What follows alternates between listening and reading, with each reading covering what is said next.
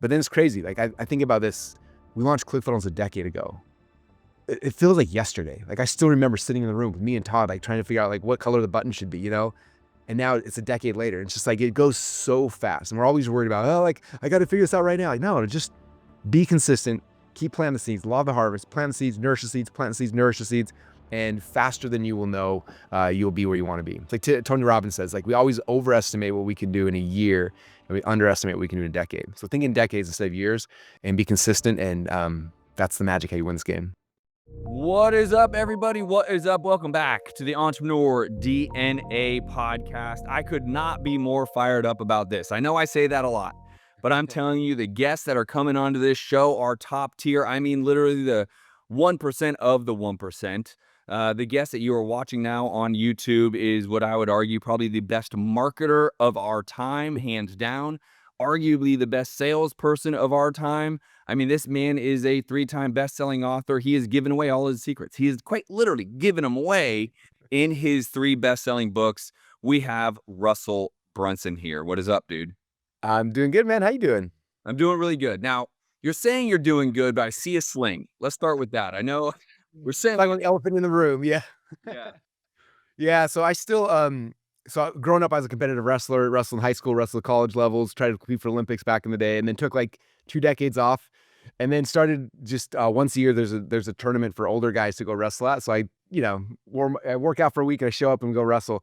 And this time, it was 2 weeks ago, actually ended up tearing both my biceps. So my bicep on both arms, the bicep also ripped off the bone during my matches, which is kind of crazy. The first one happened in the first match, and then the second one happened in the third match. Anyway, I kept going because, who needs biceps when you're wrestling? Yeah. And anyway, and then from there, we had a family, we had spring breaks. I flew from the tournament to Hawaii. So for a week in Hawaii, I'm like, something's wrong with my arms. Definitely. They're like swollen up like elephantitis. I couldn't curl. I couldn't lift my backpack. I was like, something's really wrong. So I got home in an MRI and they're like, yeah, both of your biceps were ripped off of the bone. I'm like, oh. So I got the first one done last Friday, and then they were gonna do both at the same time, but then I'd have no arms to be able to Do anything. My wife's like, so how are you gonna go to the bathroom? Because I don't want to help with that. I'm like, okay, let's do one, then the other. So this one Friday, and then I got this next one's next Friday. And then I told you I have an event 3 days after I get this one done. So I'll be on stage for 4 days with two slings. But Yeah. I'm doing great. I'm feeling really good. The recovery's going good. We're doing every biohack known to man to heal as fast as possible. So I'm feeling good overall. It's just kind of an annoyance at this point, But You just talked about biohacks. Have you jumped in as a wrestler and you've always been fit, right? Like, have you jumped into the peptide world? oh yeah, I'm doing the Wolverine protocol right now, twice a day to get this thing healed as fast as possible. So was just right before I showed up here, I was taking shots in my arm. So Yeah. It's funny, at 43, I've always been somewhat fit, been an athlete my whole life, and I'm sure you can relate. And then after my second child, I kind of leaned into eating too much of the donuts and pizza with my wife. And dude, I'm telling you, peptides and just being disciplined to work out, like they can bounce you right back. I don't know if you've seen, I'm assuming you're going to see the same thing on your arms, but yeah. it's incredible. Yeah, I've only done them a couple times. We got injured and it healed really fast. So Awesome. I'm curious to see. My biggest fear, actually, the doctor that gives me my peptides, he's like, his biggest fear is like that this one's going to reattach before they do surgery because of the peptides. I'm like, are they really that good? He's like, I don't know. So we're gonna find out. They are. So let's dive into something. I think anyone who's already following you through, and I think most of my audience is probably following you. You are one of the leaders in the online space, online marketing, online selling. You've been around for a very long time. You just had your very last funnel hacking live. Many of my listeners probably have your products and have had them for a long, long time. Why did you end something that was so epic and so like monumental for our time and our online generation? Yeah, it's crazy. We ran it for a decade. And it's funny because I remember when I was an entrepreneur coming up, the big event at the time with Armor Moore, he had an event called Big Seminar. And he ran like 10 of them, and then for like 10 years, and he stopped. And I was like, what kind of moron would stop something like this? And then Yannick Silver had the Underground Seminar. That was the next one.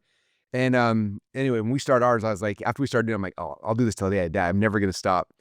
But there's something about, putting 5,000 people in the room it's not a light task, especially when it's not like they're not free tickets. Like everyone's paying $1,000 minimum to be in the room, Yeah. It's a 10-month cycle. So we get on Funnel Hacking Live, we get home, we breathe for, 30 days, 45 days. And also it's like, hey, start planning, start selling tickets. And it's just like this long grind. And so 10 years of spending 10 months just filling the event, preparing the event, doing the event. Like it got to be a lot. And this last year, as we were, planning Funnel Hacking Live 10, the team's like, okay, so because they, as you're planning 10, you got to plan the next one. So they're like, okay, so where's next year going to be? What's it going to look like? And start getting all this stuff. And I was just like, I need a break. Like, I don't know how to say this. And it's funny because like I thought everyone on our team was gonna be like, no, but most people on the team, especially guys who run our events, were just like, we could use a break too. And I was like, okay. Cause like just thinking about planning 11 while we're in the middle of selling 10 seems so much, you know? And then at the same time, if I look at when we launched Funnel Hacking Live, it was very unique. The way we did it was different. Um, because events have been happening for a long time, and we had a new formula, a new design, and it was different. And it's been amazing.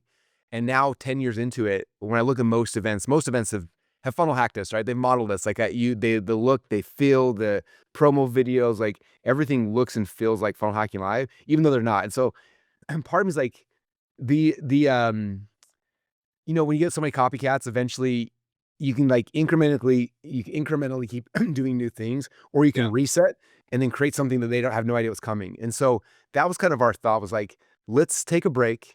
And I don't know if it's going to be a year, 2 years, 5 years. I don't know what that looks like, but I have an idea and a vision for something that's different, that no one else is doing yet. And it'll look different, it'll feel different. And I want to create that.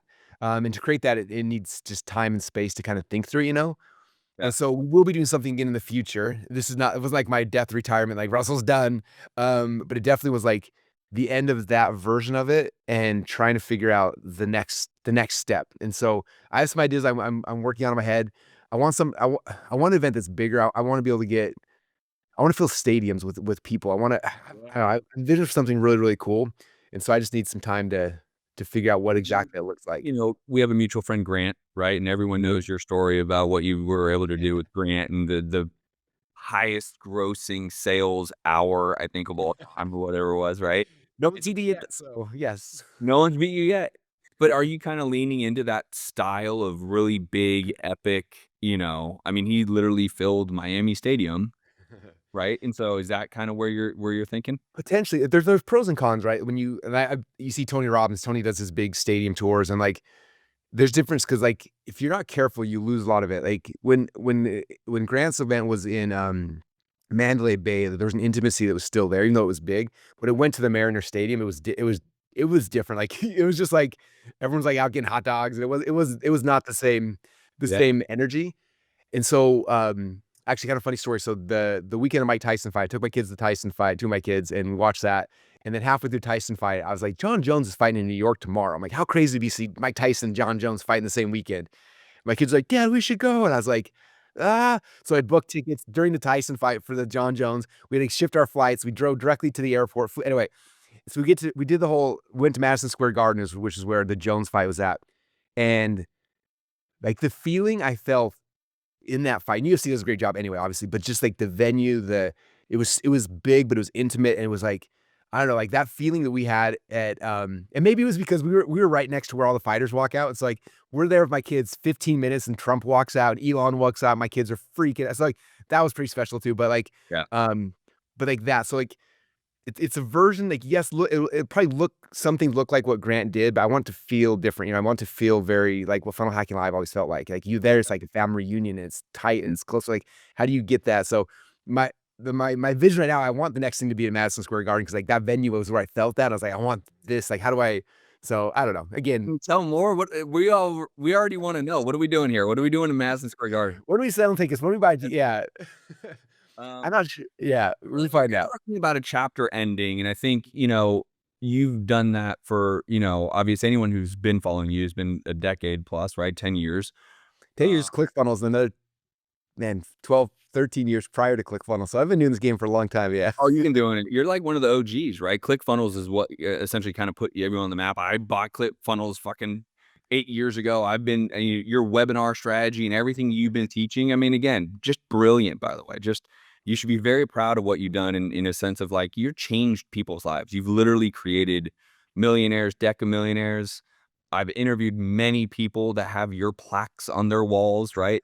Tanner Chittister was just on just the other day. And so you should be very proud of what you've been able to do on the earth so far. And you have a long ways to go and let's talk about this next chapter, right? We're talking about selling online. So you kind of say, okay, I need a break. but I'm not done. I'm not retired. And you were one of the master. I mean, we've already talked about what you were able to do in person live with Grant, highest sales revenue within an hour. But brother, I've been following you for a decade teaching online sales, right? Yeah. And now you're really leaning into that. So let's just maybe talk to the people about that. As many of you know, I'm constantly on the move, juggling multiple businesses, traveling, and ensuring I get my morning workouts in. Staying fresh isn't just a preference, it's a necessity. But let's face it, after back-to-back meetings, juggling 2 kids at home, and the hustle and bustle of everyday life, body odor can become an issue. But here's the deal. Mando has revolutionized how I stay fresh. This isn't just another deodorant, it's clinically proven to control odor better than a shower alone with soap. My favorite scent, bourbon leather, it's fresh, is subtle, and doesn't clash with my cologne. And I was surprised by how well the solid stick works, even after an intense morning workout. Mando's starter pack is perfect for the new customer. It comes with a solid stick deodorant, cream tube deodorant, 2 free products of your choice, like a mini body wash or a deodorant wipe, and free shipping. As a special offer for listeners and new customers, you get $5 off a starter pack with our exclusive code. That equates to over 40% of your starter pack. Use code Colby at shopmando.com. That is shopmando.com. Please support our show and tell them we sent you. Smell fresher, stay drier, and boost your confidence from the head to the toe with Mando. Yeah. It's interesting in my business, there's always 2 sides. There's like the technology and then there's the strategy, right? And the technology by itself does okay. The strategy by itself, and then the combination of the two is what made my business blow up, be able to teach and also have the software together.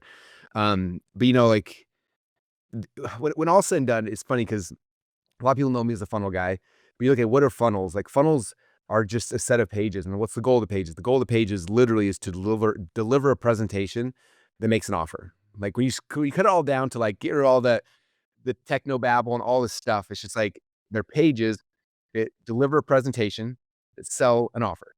Yep. That's all it is, right? There's different versions. There's a webinar, which is a webinar funnel, which is the funnel which gets people to show up to a presentation where you can give a presentation and make an offer. Or there's a challenge funnel, which you get people to register for a challenge to watch you deliver a presentation to make an offer. Or there's a VSL funnel, or there's a book funnel. Like they're all the same. It all cuts down to it's like that's the one piece. And it was interesting, like when we first launched ClickFunnels, my first book came out, .com Secrets, which is all teaching funnels and funnel psychology, and that helped people to understand like the strategy of funnels. And that's when ClickFunnels kind of took off. Is like they had the strategy book and then they had the software. But the thing that I noticed, a lot of people got good at like technically building the pay. Like, yes, your funnel looks like another funnel, but it's not making money. They couldn't figure it out. And that's when I wrote my second book, which was called Expert Secrets. And the Expert Secrets, when you read that, it's all about how to deliver the presentation. How do you create, I never called it a copywriting book because copywriting books don't sell very well, but it's like copyright. How do you like, what are the words and the phrases and the way you say them? And so that book became this really integral part in our customers' journey of just like learning how to actually sell. And they learned how to sell and they plug into a funnel. Then the funnel's all like, why funnels work now? I didn't change anything. I'm like, except for the selling part, which is like, Except the, for yeah, the most important part. it's funny because I see people, especially like our competitors are fighting like, oh, we can do this. And they have everyone's fighting over like the features and benefits they have. And I was like, Right. you guys are all ridiculous. Right. Only thing that matters is the sales presentation. That's it. The rest of the technology is just there to get people to watch the sales presentation. Like it's all human psychology. And so, yeah, so I wrote the Expert Secrets book. 2 years I wrote Traffic Secrets, help you get traffic to their funnels. And then I didn't talk about this stuff for a long time. And then recently, I can't remember, probably a year ago or so, because in my head, I'm like, I wrote a book about it. Everyone knows what this stuff's about. And so a year ago, we kind of relaunched the Expert Secrets book funnel, and all these new people started buying it, and they were freaking out about it. And I was like, don't you guys already know this stuff? And they're like, no. And so I started talking more about it in my podcast and stuff, talking about selling and about persuasion, and people started freaking out like they'd never heard any of this stuff before. And for me, it's like when I wrote a book, I stopped talking about it. And I was like, this is something that I forgot was in the decade of ClickFunnels was the most integral part where people had the most successes when they mastered this piece. I look at our biggest success stories, like Brandon, Caleb, Poland, look at all these people, like the thing they got really good at was the one-to-many presentation that plugs into a funnel. And so about that time, I was like, we should do an event. Just it was It was between Funnel Hacking Lives. I had a free weekend. I was like, we should do a virtual event where we just teach all this stuff. And I was able to buy the domain Selling Online. So I was like, this domain's awesome. And so we threw together a 3-day event, and I wanted it to be like if someone's just beginning, like it walks them through stuff, but also I want to be able to go deep and share like the deep psychology stuff for those who already know this stuff. And so they can go really, really deep. So anyway, I spent a couple weeks crafting this event, and it's fun. Like when you do an event, it's like writing a book, right? Like I'm writing a 3-day event where I'm basically I have a couple others guest speakers. For the most part, it's me teaching 8 hours a day. And we put it out there, I think 7 months ago was the first time we did the event, and it was insane. People went crazy. What was fascinating to me is the people who registered for the event. Like the first two times we did the event, like the guest list of people, it's like every guru Yeah. and was in it. And Yeah. it was really cool. I was just like, oh my gosh, like this is gives my mind. I'm like, oh, they already know this stuff. Like they're fine. But like they were all lining up. They were sitting there. They were there I had people texting me. They're like, I've not sat through an event in ever, like in a decade, right? And they're like, I've been here all 3 days. Like, do you know the value of my time? Like, I should be charging you for it. I'm like, dude, you bought the ticket. I didn't even like I didn't know you're even on the targeting list, but so it's I think it's my finest work. It's something we spent a lot of time on, but it's teaching people that like how do you craft a presentation, right? Because a lot of people talk about sales, and most sales you're talking about face to like one-on-one sales, right? Where I can ask you questions and I can see your how you respond, and I can change my presentation, my pitch, and you can shift things based on the interaction with the person, right? And extroverts are great at this and they love it. But introverts like me, it scares them to death. I don't want to talk to you face to face. And so selling one to many is different because I don't have the ability to just read your face and ask you different questions to get to your concern. So how do you create a presentation when everyone, men or women, women are seeing it, people in America, people in Africa, like everyone's seeing the same presentation? How do you craft it in a way that resolves the core concerns that the majority of the people are going to have so you can get 10, 15, 20% of people who actually watch this thing to buy? Yeah. And that's the art, right? Because it's fun because you don't have the ability to just to interact. You have to create stories in a way that break false beliefs. You have to lead people places. You have to get them to believe things in it. It's just like the coolest art form, I think, in the world. And after you learn it, it becomes really powerful. Like what we teach during the Selling Online event is how to do like a 90-minute presentation. But that same presentation, when you learn the strategy behind it. We have one of our friends, Jamie Cross, runs a soap company. So she took the presentation formula and then shrunk it down to a 5-minute version. Same psychology, same beats it hits, and she built a like an 8-figure year soap company using we call it a webinar, but a little mini webinar selling soap. We've had people using it. Cody Sanchez, she went through it and she was pitching a VC or something on some.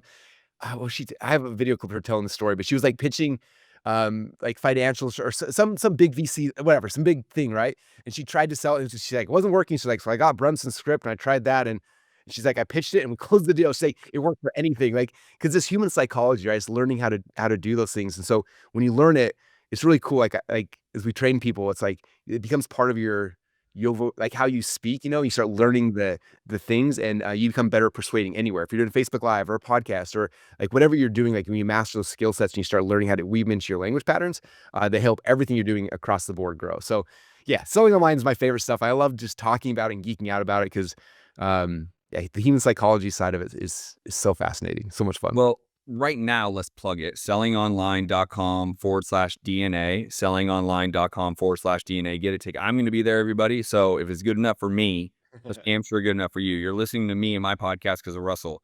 Get there right now. Not hard. And it's the cheapest thing we sell. It's $100. So it's $100. You get 3 days with me. It's the equivalent of like, I think it's like $4 an hour. So it's the cheapest consulting I do. No doubt. There is no doubt about that, my friend. So let's keep talking about selling. You and I were talking offline a little bit. Like I'm really passionate about all these content creators are out there. And you just said, it wasn't Cody, I think the reference before, you said someone took your entire 90-minute, shrunk it into 5 minutes, and has this incredible 8-figure business on basically a 5-minute pitch deck. And the idea that I want everyone to, yeah. yes, thanks soap, by the way, right? Like, what I want to lean into on this episode now is this understanding that there's all these people out there trying to create content. We have a mutual friend, Dean, right? They run a program about like the genius in here should be going out there. And I think there's people that just don't understand all this stuff, and if you're watching this, you see I have my phone up and all the content and all this stuff.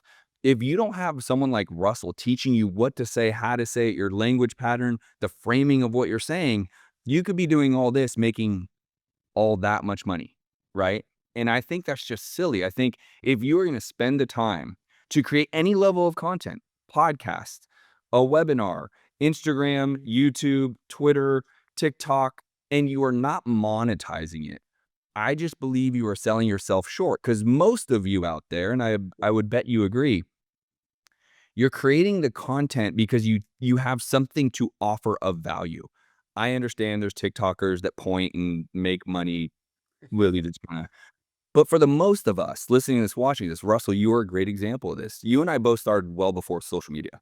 Like, we didn't have social media when you and I started in our businesses, but we do now, right? And you have millions and millions and millions of followers across all your platforms, right? Um, but you also have the opportunity to offer the value of the genius that is in there and finding ways to monetize it so you have a business without having to work, right? And so I say that because there's so many people that like just create content just to create content with no idea. I would like you to kind of talk about the power of understanding your language power, your framing, like even in a 90-second frame, right? Where you could, how do you offer it to them? Because everything is online right now. Yeah. Yeah, I think it's what most people miss because they see the big influencers, and they're like, "Oh, I'm gonna do what they do," and they copy them. It's almost like, I like Gary Vee a lot, but it's interesting because everyone sees what he's doing and then they try to model it. And it's like, you don't understand. If you look at like Gary's actual business model, he's spending millions of dollars on his own social media without trying to get a return on investment because he's just trying to prove that he knows social media so he can sign up Ford and GMC to pay him, $500,000 a month to do their social media. So that's his back end. Like he's got a back end, but they see what Gary's on doing in front. They're all trying to copy it. They're like, "Oh, I'm just giving, I'm just serving, I'm just doing nothing," and then they're broke. It's like, you guys, Gary doesn't tell you the whole model, but if you look at the whole model, that's what it is. Like he's able to spend $10 million a year promoting himself on the front end because he's closing $500 a month, $500,000 a month, big social media clients. Like that's the business model. And so like that's a lot of times is they're funnel hacking the wrong piece. And then Gary's like, "Oh, don't sell courses. It's stupid." It's like, Gary, these people need to sell courses because they don't have a $500 a month offer, a $500,000 a month offer they can offer to GMC. Like That's right. those things drive me crazy. So it's like, understand what people are actually doing. Like I'm a big believer in stepping back and just looking at what people are doing, why they're doing it, trying to understand it. Where most people just look at the micro and just copy it, right? So it's like trying to understand what are they actually doing. And I'm in a mastermind. I won't tell you who's in it because you know most of them, and it would be awkward for them. But in the group, there's half and half. Half of us are marketers who use content social to build our businesses, and the other half are content people who do content. And this half over here in the group, I mean, they're literally like the who's who's. Like they're getting billions of views a year, Yeah. billions with a B, right? Like stuff I had daydreams about. And then over here, we get millions, tens of whatever, hundreds of millions of views. And you look at like the income disparity, it's huge. Like how much we make versus them. And it's like they're legit famous. We're not. They're legit famous. And it's funny because they have these arguments where they're like, "Well, we don't want to sell. We don't want to." I'm like, "You guys, like you're selling anyway. You're just doing it wrong. Like, you don't understand. Like it's the same thing." But they have this like weird belief that selling is bad or something wrong is gonna happen. They have this weird belief patterns. And so what we try to like, and it's funny because then a lot of the more direct response guys are like, "You guys are wrong because you're not," and I'm like, I'm in the middle. I'm like, "You're both right. Let's use both superpowers." Like how do we harness these things? Because if everything you're doing is an ad, direct response style, like ads don't go viral, ads don't get shared. Like I mean, they can, but it's harder, right? But Right. if everything's just like content, like those go viral, it's like there's this blend. And when you learn to when you learn how to do it where it's not just a sales script, right? But you're learning how to do it where it's part of your language patterns and it's constantly moving people towards something. Like that's the sweet spot in the middle where all the money's made, right? And so it's learning. It's like, okay, I'm doing this video. My goal is to go viral. But there's still a call to action. Maybe it's not go buy my book, but what's the call to action? It's like I need them to do like I'm trying to get them, I'm moving them towards something. Yeah. It's not just content for content's sake. It's all knowing like the purpose is like, okay, I'm doing this because I'm trying to bring this, like I'm creating this piece specifically to bring this segment of the audience in. I'm doing this piece to get people to believe this because I know that next week we got an email campaign that's coming out, or next week we have this is happening. And so I'm using just like again, if you go through my training, like if we're doing a webinar or a challenge, like before I ever make an offer, like in a 90-minute webinar, at minute 60 is when I transition to the offer. So the first 60 minutes is content, but the way I'm doing the content is all about I'm figuring out like what are the false beliefs that they have that are holding them back from eventually buying the thing I have, right?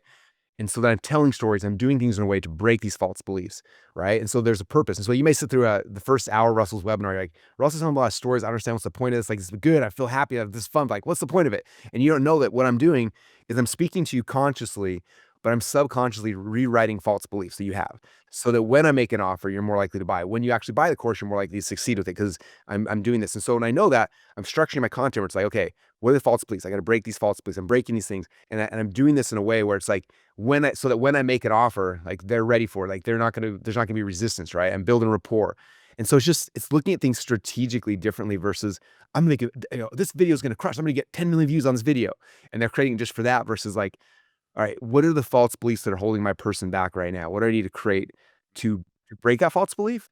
So they will be ready in the future, or that in 5 days from now, when we do an ad campaign or we follow them up, they're watching this content and we hit them with ads a week later that like they're prepared and we're ready. It's like learning how to use those things. And like that's the magic. That's the art in this game is that part of it, right? And that's You're the difference. talking so brilliantly, right? Like even in I think it's so what you've been able to do with you are like the blend of both, which is so brilliant. Like you said, you're like the guy in the middle of that. And I know the Like you're both right. and you're sitting there like, guys, you're both right, right? But it's because the person who just creates content to create content, in my opinion, most of them don't understand the business side. They've never been taught business. Like they actually should hire you as a coach just for the business, not the selling, not the online. It's like, how do you create this genius and turn it into the business? But they've created something that a lot of people don't have the gumption to create, which is a brand of their own, the personal brand, right? And they have billions of views or how, you know what I mean? And that's both of those sides are really, really difficult. Your magic sauce, honestly, is you live right in the middle of that. I mean, you really have created this incredible brand. Everyone in the entrepreneur space knows you. And if they don't, they do now on this episode. We got the rest of them now. They all know that. Now we're done.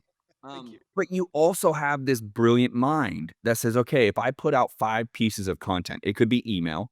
Like people underestimate the value of email for some. People underestimate the value of doing reels on Instagram. People underestimate the value of TikTok because they don't think like the way you're talking about is if you think out a pattern of 7 posts, let's just use Instagram. You go through a pattern that Russell will be teaching on selling online because it's just about your framing and how you walk through these stories. And on the 7th post is your ask. Mm-hmm. But most people don't get to the 7th post of an ask. They just keep doing posts about stuff that don't have a call to action. And so you're just speaking the language of what I believe all content creators. This is why I'm putting on my event is like, you are the epitome of what sellingonline.com /DNA, everybody. Like, this is it. This is what everyone needs, regardless of you being a TikToker or a YouTuber. And if you're putting it out, you need to know what Russell knows. Yeah. I think one of the things for me so I'm obsessed with personality profiles. So like I have a company where we just take every personality profile and then from there we can learn everything about you, which is really fun. But so if you look at my, there's discs and there's one called values, and the value one, everyone's got different values. And my number one value is ROI. And my first thought was like, that's weird. Cause I'm like, I don't really, like, I actually am not a big, it's funny. Cause like, I love business and I love the art of it, but I don't know what's in my bank account. So I was like, I didn't resonate with that at first. And then one of my coaches who's even more obsessed with personality profile, said, ROI means like in every situation, like what's the ROI you're getting in that moment? Like, that's what you worry about. And so for me, it's like, that's why I struggle in school. I was sitting in school. I'm like, what am I doing? Like, what's the point of this? Right. Or if I'm in a conversation, like that I want to get out, I'm like, what's the ROI? My brain's always trying to figure out what's the ROI of this. And it's like, if I'm wasting time, I get all anxious and stuff. So for me, when I started, again, when social media first came out, it was hard. Like everyone's doing stuff. So I'm trying to do that. And I was just like, what is the ROI of this? Like I spent, an hour and a half filming this, 3-minute video that's going to go online and like we get 5,000 people see it and then it disappears and it's gone forever. I'm like, oh, like what's the ROI? Like it stresses me out. Right. So for me, it's like, I'm an ROI person. And so I think that's why a lot of this happened for me. Cause like, if I'm going to spend time doing something, I need to know what the ROI is going to be, or else I don't want to do it. Right. Like I'm not gonna spend time on Instagram unless I see an ROI. So how do I see the ROI? Like, and the ROI is not going to be, I got 500,000 views. It's going to be how many of those people decided for ClickFunnels? How many of those people bought a book? How many of those people, so that becomes the game now. Now it's like, oh, okay, now we're creating stuff, but we're doing it through this lens of like, hey, what's the ROI? Like if I'm going to spend an hour today doing these things, like how does that look like? And so I think that's why like I geek out on that because it's the thing that keeps me engaged in the game is like trying to figure out what the ROI is going to be on it. And then it becomes fun, you know, and then it's like, then we create these 5 videos. And from that, we sold 300 copies of the book. Like that's exciting. That's like a fun game to play, you know? And by the way, just as a side note, you said something about email, the way you said it, I was like, just so you guys understand, like in our business still, I'd say, man, and we're spending, man, we spend over $1 million a month on the ClickFunnels brand. We spend over $1 million a month on, so we're at $2.5 million a month in ad spends. We're spending a lot of money consistently, right?